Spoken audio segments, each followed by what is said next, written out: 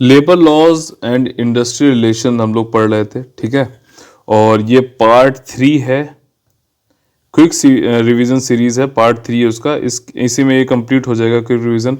आपको labour laws, industrial relation से संबंधित जो लॉज हैं ऑलरेडी, और इनमें क्या क्या छोटे मोटे जो चेंजेस हुए हैं अभी लेबर लॉज, जो 4 कोड आए हैं उसमें, वो भी मैंने इसमें बताया। इनकी बेसिक फैक्ट्स भी आपको बताएं, तो ये वाला आप देख लेंगे तो बहुत अच्छा रहेगा आप लोगों के लिए।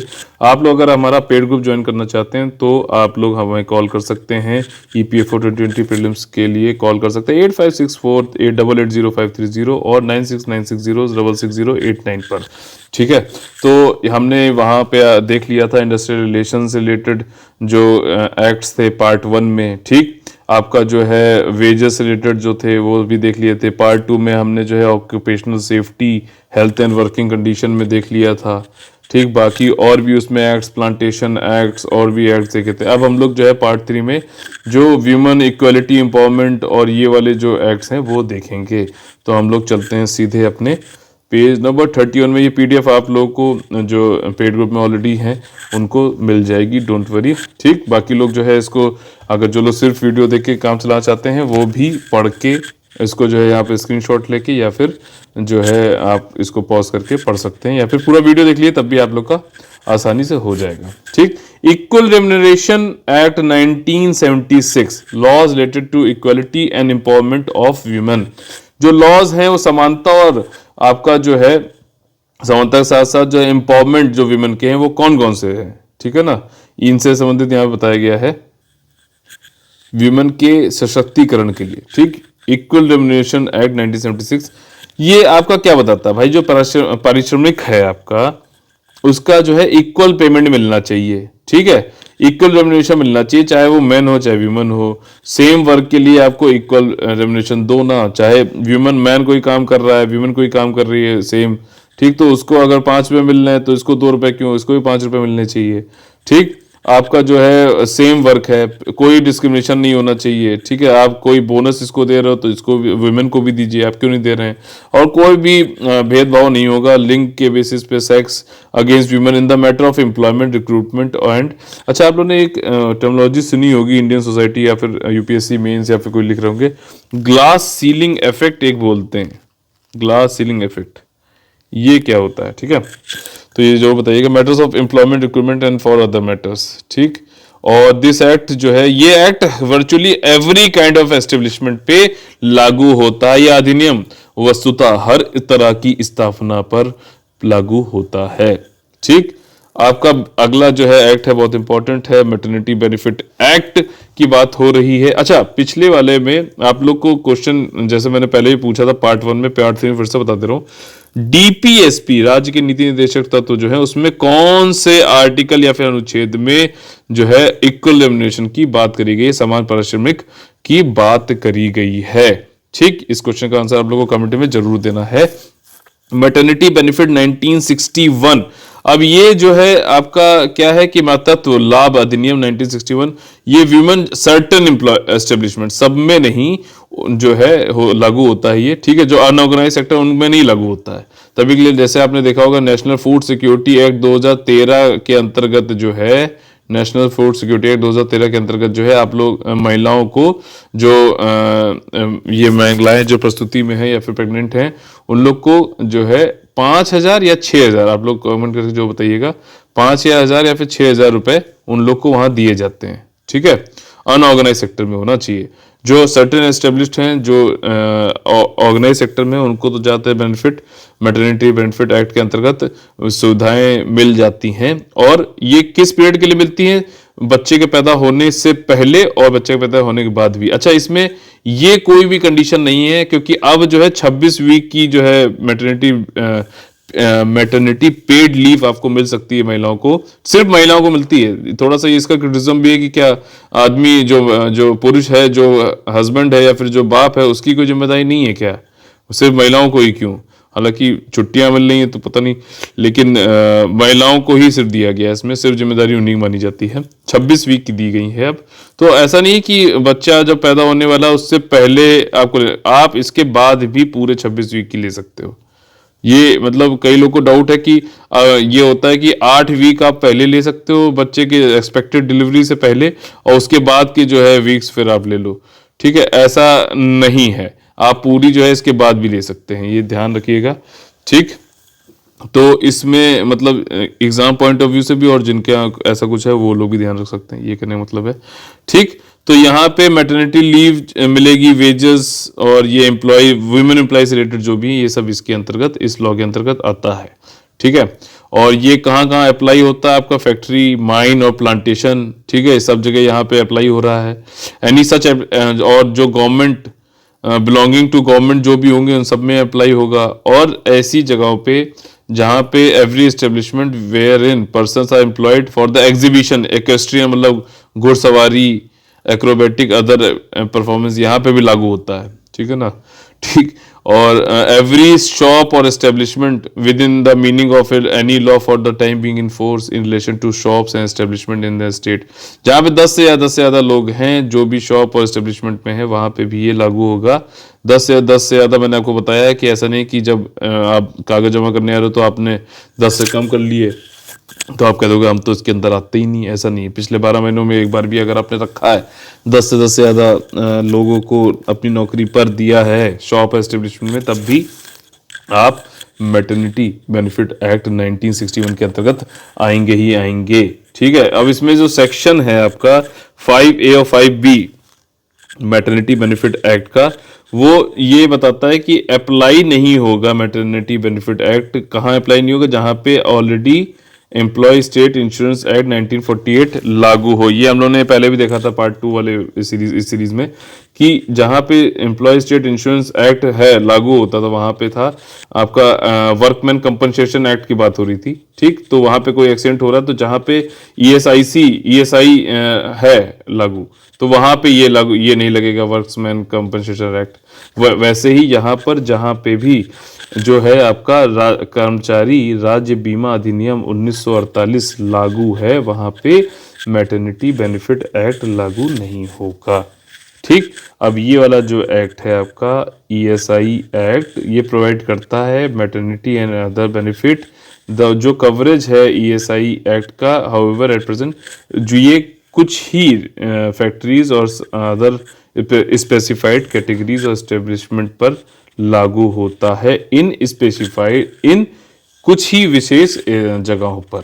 ठीक, देयरफॉर इसमें ये कहा गया है कि मैटरनिटी बेनिफिट जो है वो स्टिल एप्लीकेबल है वीमेन एम्प्लॉयज को employed in establishment which are not covered by ESIC act, as also to women employees employed in establishment.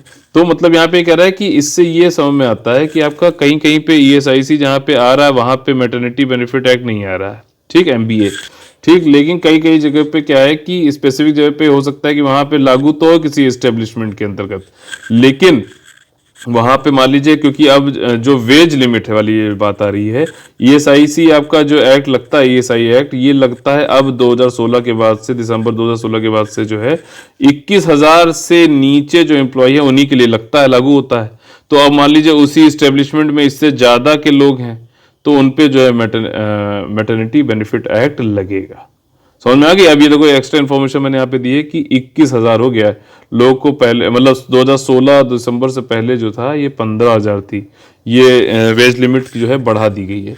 और पहले पार्ट में आप लोगों ने पढ़ा था कि मिनिमम वेज एक्ट पढ़ा था कि एक मिनिमम वेज हम लोग लगाते हैं, वो देना ही पड़ता है, गवर्नमेंट जो लगाती है एम्प्लॉयर को देना ही पड़ेगा, उससे नीचे नहीं दे सकता है। तो समझ रहे हो, सब कुछ लिंक करके पढ़ोगे तो क्रिस्टल क्लियर हो जाएंगी चीजें आपकी। ठीक, अब आगे ये क्या कह रहा है कि under the maternity benefit act employer has to give paid leave, paid leave होगा मतलब वो छुट्टी पे रहेगी महिला और उसको सैलरी भी मिलेगी। ठीक, यहाँ पे 6 वीक्स लिखा हुआ, लेकिन अब जो सिचुएशन है 6 वीक्स तब था जब पहले 12 वीक का था। ठीक, आज भी ध्यान रखना जो मैटरनिटी बेनिफिट है जो एक्ट है, संशोधन होने के बाद भी जिन महिलाओं के 2 बच्चे हो चुके हैं और तीसरे बच्चे के लिए वो लीव ले रहे हैं तो आज भी 12 वीक ही है। 26 वीक जो है कि लीव जो है वो ऐसा नहीं कि आपके 5वें या छठा बच्चा हो रहा तब भी आपको 12 26 वीक की लीव मिलेगी, तब आपको 2 बच्चों के बाद जो लीव मिलेगी वो 12 वीक की ही मिलेगी। ठीक, ये एक एक्स्ट्रा मतलब मुझे लगता है शायद क्वेश्चन बना सकता है वो। तो 8 वीक पहले, चाइल्ड बर्थ से पहले जो है आपको मिल सकती है। और मिस कैरेज, भगवान ये किसी के साथ ना हो, मिस कैरेज अगर किसी का होता है तो भी आपको जो है following the day of her delivery और मिस कैरेज में आपको जो है मिल सकती है ये लीव। ठीक है, ये 6 वीक है आफ्टर जो है डिलीवरी और आफ्टर मिसकैरेज, और 2 वीक है ट्यूबेक्टोमी की बात में, जैसे कि पुरुषों में होता है ना ये वेसेक्टोमी होता है, इसको सर्च कर लीजिएगा आप लोग को पता चल जाएगा। ठीक, मतलब नसबंदी कहते हैं जो है, महिलाओं में भी जो इसको जो नसबंदी जो होती है उसको ट्यूबेक्टोमी बोलते हैं। ठीक, तो 2 वीक अगर किसी औरत ने करवाई है अपनी नसबंदी तो 2 वीक की जो है उसको पेड लीव मिलेगी। पेड लीव की बात हो रही है, किसी ने जिसने बच्चा दिया उसको 6 वीक की पेड लीव लगातार immediately after the child birth मिलेगी, और किसी का मिसकैरेज हो गया तब भी उसको 6 वीक की लगातार जो है छुट्टी उसको मिलती है, पेड लीव मिलती है। ठीक है, और अब जो है ये उठा के 26 वीक कर दिया गया है maternity benefit leave, total 26 week है। और बिफोर द एक्सपेक्टेड डिलीवरी 8 हफ्ते पहले भी से आपको छुट्टी मिल सकती है। ठीक, समझ में आ गया। इसके अलावा जो है pregnant women is also entitled to request her employer not to give her work of arduous nature. मतलब एक प्रेग्नेंट वीमेन ये बोल सकती है अपने नियोक्ता एम्प्लॉयर से कि भाई मुझे ज़्यादा कठिन काम मत दीजिए, ऐसा ऐसा काम मत दीजिए कि मुझे बहुत टाइम तक खड़ा रहना पड़े। ठीक है ना, और ये कब ऐसा ये रिक्वेस्ट कर सकती है, जब 1 महीना एक्सपेक्टेड डिलीवरी से पहले। ठीक है, और इसमें यहाँ पे बताया गया है कि शैल बी अनलॉफुल, अगर कोई एम्प्लॉयर, ठीक है, when a woman absents herself from work in accordance with the provision of the maternity, अगर कोई कब जब वो महिला गई हुई है मैटरनिटी बेनिफिट एक्ट के अंतर्गत, तो कोई एम्प्लॉयर ये नहीं कर सकता है कि उसको डिस्चार्ज, एम्प्लॉयर जो है उसको निकाल दे, डिसमिस कर दे, उसकी सर्विस कंडीशन में चेंजेस कर दे, ये सब कुछ अनलॉफुल होगा। ठीक है, वो अपना चुपचाप जाके उसकी मतलब सिक्योर रहेगी। यही तरीके की सोशल सिक्योरिटी है महिलाओं के लिए, ये समझ ही लीजिएगा। ठीक है, कि वो सामाजिक सुरक्षा की, ऐसा नहीं है कि वो गई महिला उसके बाद आए तो पता चला कि अच्छा तुम तो थे ही नहीं काम पे, फ्री में पैसे देंगे, ऐसा नहीं हो सकता तो इसलिए हमने तुमको निकाल दिया है। तो ये काम अब इस लॉ के अंतर्गत जो है नहीं हो सकता है लॉ, और आप जा भी सकते हो शिकायत करने के लिए। ये बंधुआ मजदूरी, बंधुआ श्रम प्रणाली जो वाला के लिए भी एक्ट है, bonded labour system abolition act 1976। इसमें यही कहता है कि ये एबॉलिश करता है भाई इसको, और प्रिवेंट करता है आपका इकोनॉमिक, आर्थिक और physical exploitation of the weaker section. ठीक है, of the society and matters connected there is incidental हो चाहे कोई भी। ठीक है, मतलब वीकर सेक्शन के साथ में बंधुआ मजदूरी चलती है, ये आपको मालूम है। अगले पेज में उसी के बारे में बताया गया है कि उनका इकोनॉमिक, आर्थिक शोषण भी होता है और शारीरिक शोषण भी होता है इस सब में, तो इसको एबॉलिश करता है ये चीज़।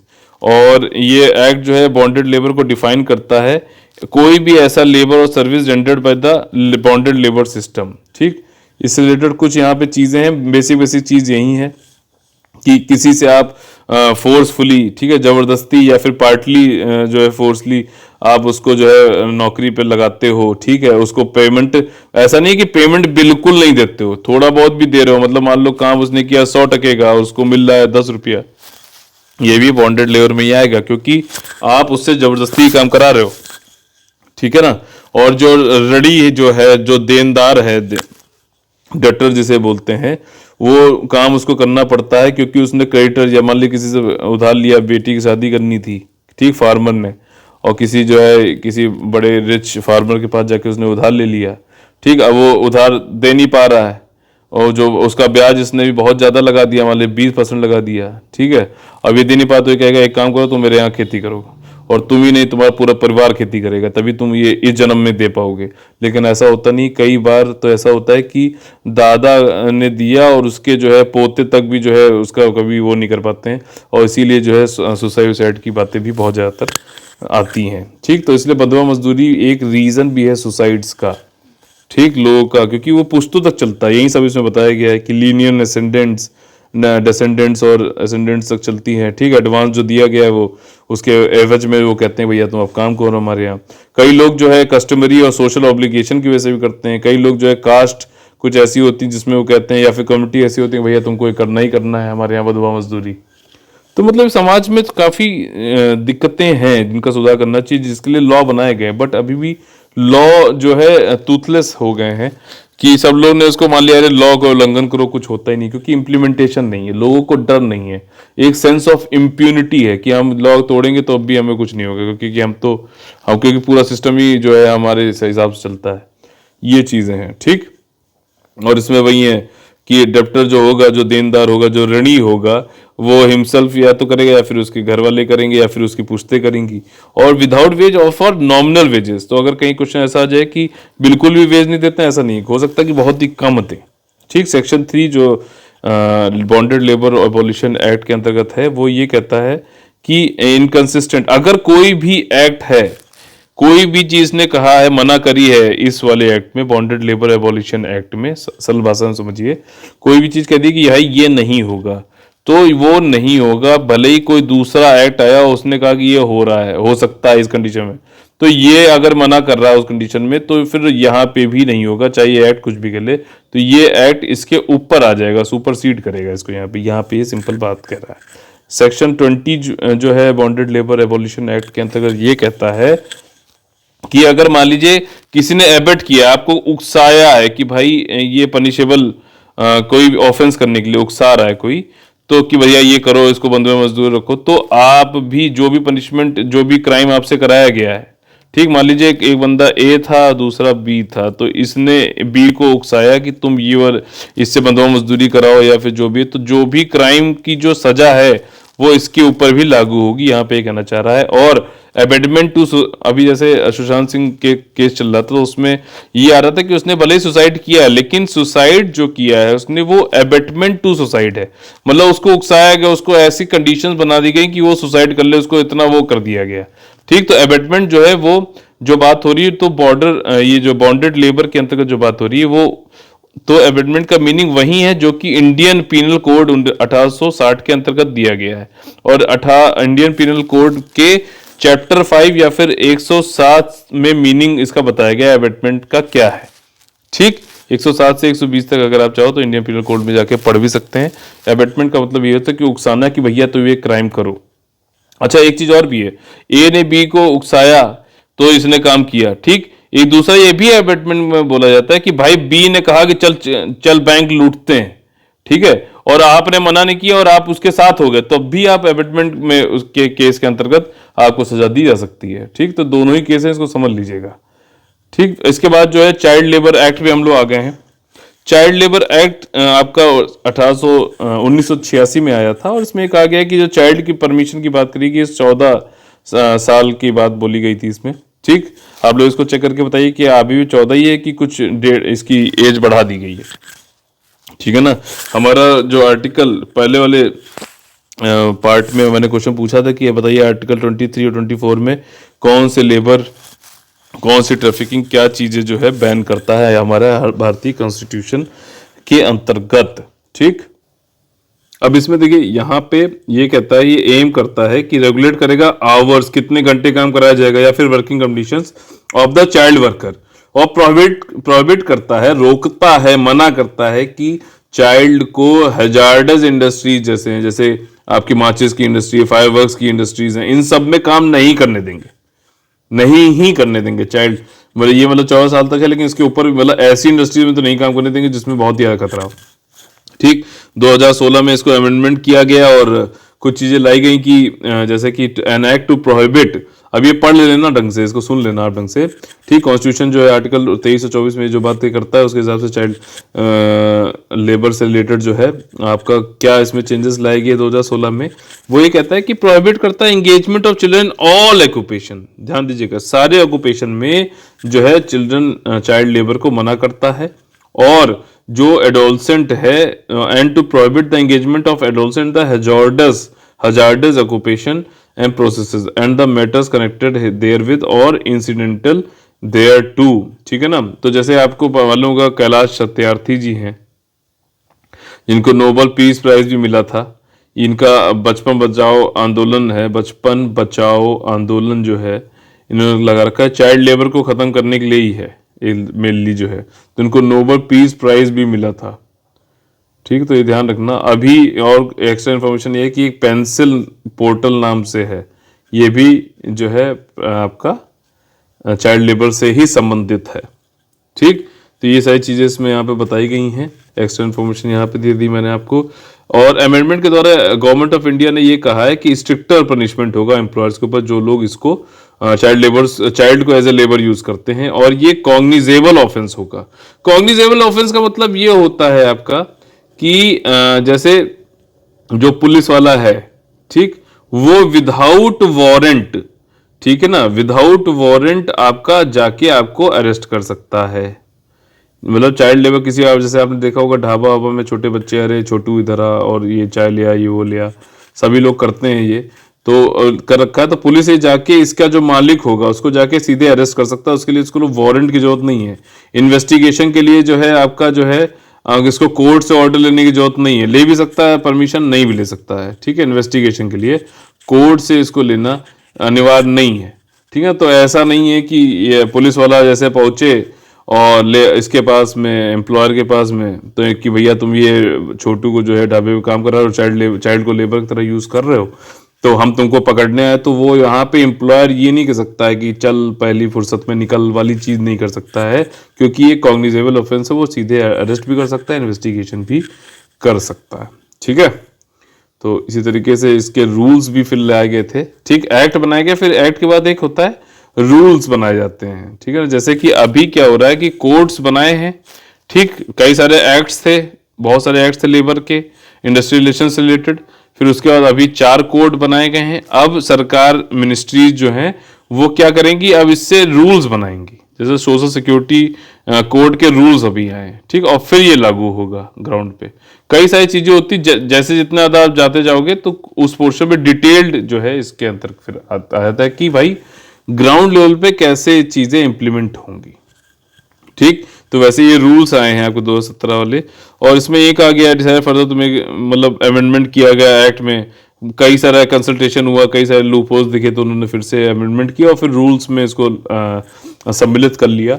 एक ब्रॉड एंड स्पेसिफिक फ्रेमवर्क मतलब इन्होंने बनाया कि मतलब निषेध, बचाव और पुनर्वास की, मतलब रिहेबिलिटेशन। सिर्फ बच्चे को आप चाइल्ड लेबर से हटा दोगे तो वो क्या करेगा, फिर से उसको जाना पड़ेगा, क्योंकि उसके बाद रहने खाने के लिए कुछ है ही नहीं। तो उसका रिहेबिलिटेशन भी करो, उसको अच्छी शिक्षा भी दिलवाओ, उसका जो है एडमिशन कराओ वहां पर, ठीक है। तो उसको रिहेबिलिटेशन भी करने की जरूरत है। पहले तो प्रिवेंशन को रोको, फिर बचाओ, फिर रेस्क्यू भी करो, फिर रिहेबिलिटेट भी करो, ठीक। किसी एनजीओ के थ्रू रजिस्टर करा दो जो उसकी देखरेख लगातार करता रहे।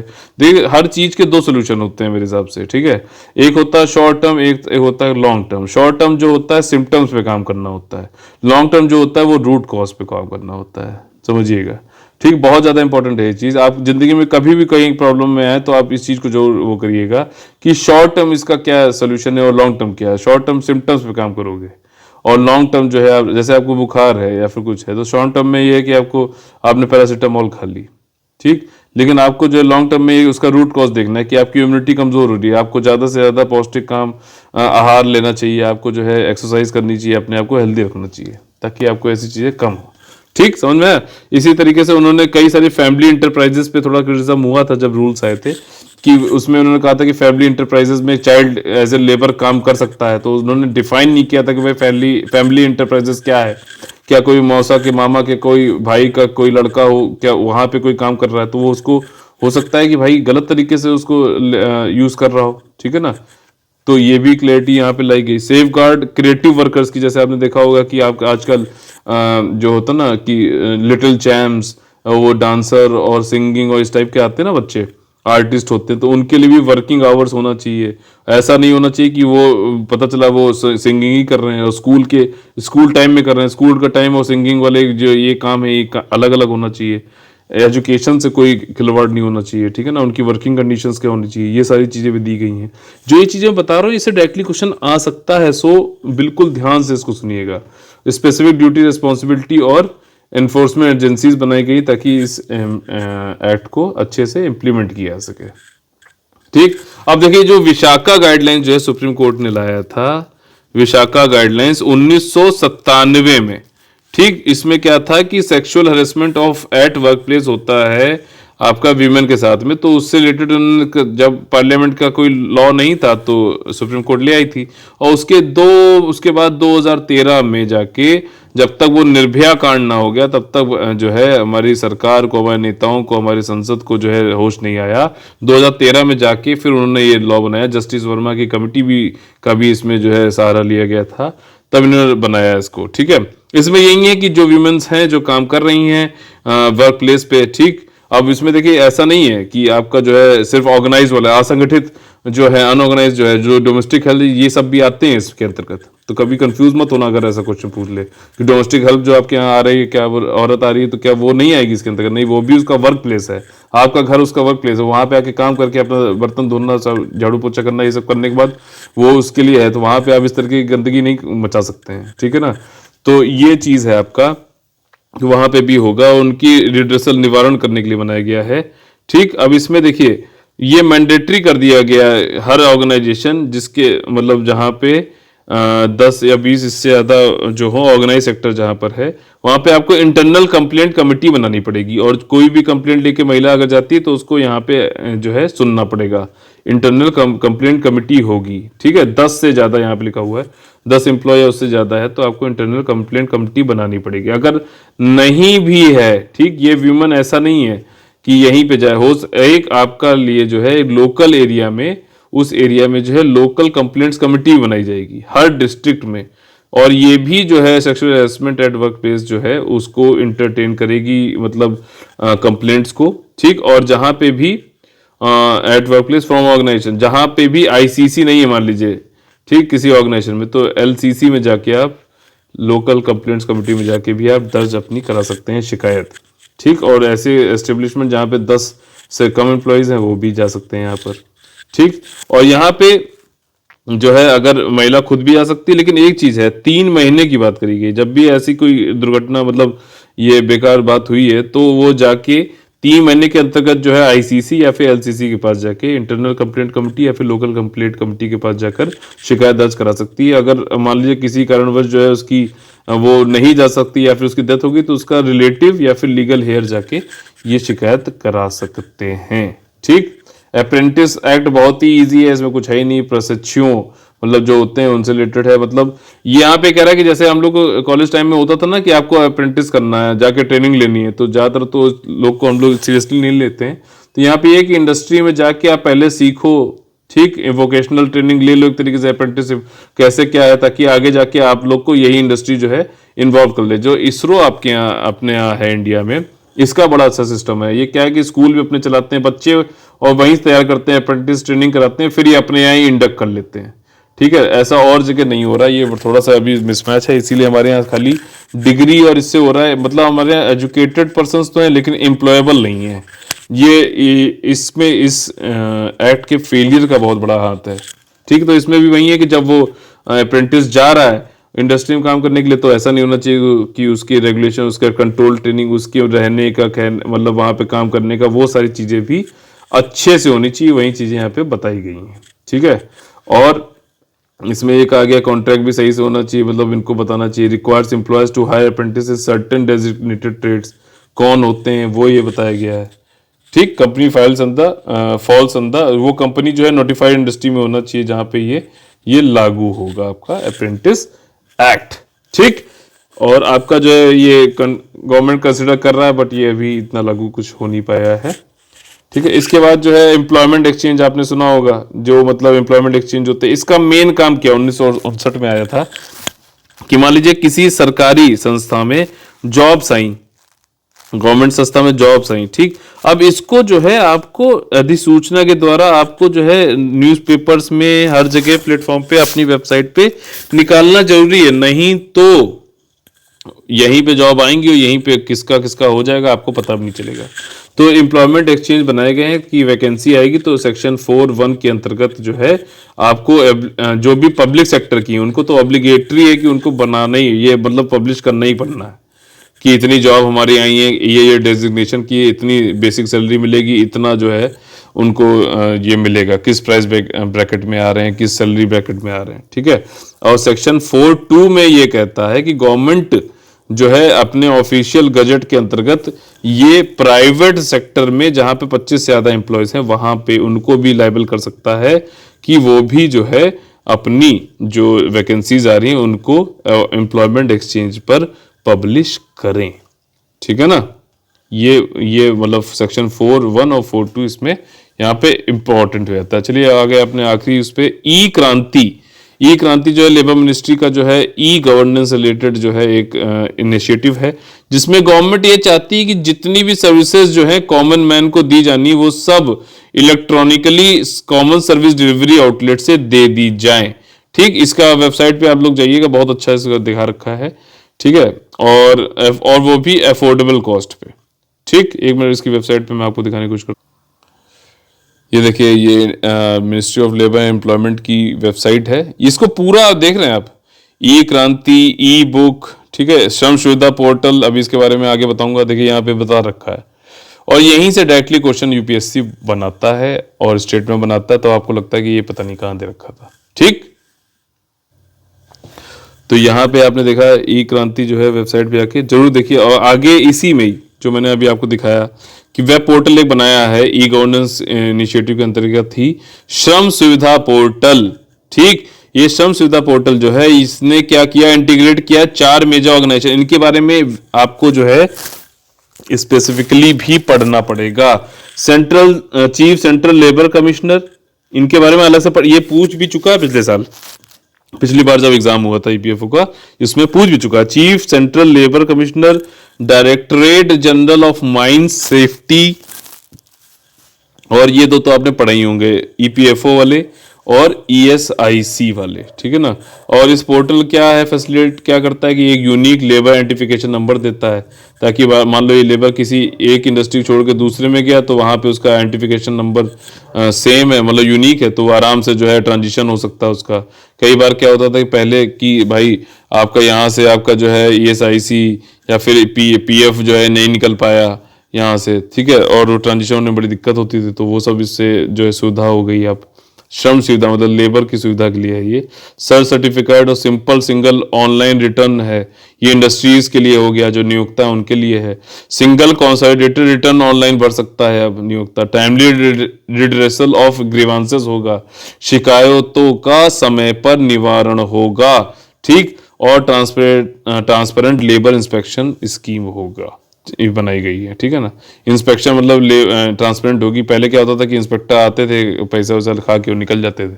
ठीक, ना लोगों को पता चलता था, ना इनको पता चलता था कि इंस्पेक्टर कैसे उनको जो है बेवकूफ बना रहे हैं। ठीक, तो इसी तरीके से जो है ये वाला भी हमारा कंप्लीट हो गया। अब ये वाली सीरीज जो थी quick revision series labour law industrial relation related, ये पूरी हो जाती है। पार्ट इसके 1 है, 1, 2 और 3 तीनों जो है आधे आधे घंटे के, बहुत आराम से आप देख लेंगे। एक आप लोग को ओवरव्यू मिल जाएगा, लास्ट में रिवीजन के लिए भी ये बहुत ज्यादा इंपॉर्टेंट होने वाली। इसके अलावा मैं आपको अभी लेबर कोड जो है, ठीक, लेबर कोड जो करंट अफेयर में वो आपको दूंगा। इसका डिटेल्ड वाला जो हमारा पीडीएफ ऑलरेडी शेयर्ड है पेड ग्रुप में, वो आपको उसका वीडियो मिलेगा। ठीक है ना, और इसी तरीके से सोशल सिक्योरिटी और अकाउंटेंसी के भी एक एक चीज मैं आपको बहुत ही आसान भाषा में समझाऊंगा, फिर आप लोग को जो है एकदम कोई भी इसमें डाउट नहीं रहेगा। ठीक, अगर आप लोग को इसी तरीके से अच्छा लगता है हमारा वीडियो और इस तरीके से जो डाउट्स हम लोग क्लियर करते हैं पेड ग्रुप में, और ज़्यादा 1-to-1 डिस्कशन रहता है हम लोगों का। ठीक, और टेस्ट सीरीज सब कुछ इंक्लूडेड। अगर आप लोग हमारा पेड ग्रुप ज्वाइन करना चाहते हैं तो आप लोग कॉल कर सकते हैं 8564880530, 9696066089 पर। ईपीएफओ 2000 प्रीलिम्स का 5 आपका जो है 9 मई को पेपर है, 9 मई 2021। अभी भी टाइम है, आप लोग आराम से इसमें एक्सेल करके अपनी जो सिलेक्शन है उसको सुनिश्चित कर सकते हैं। जय हिंद, जय Bharat, all the very best है।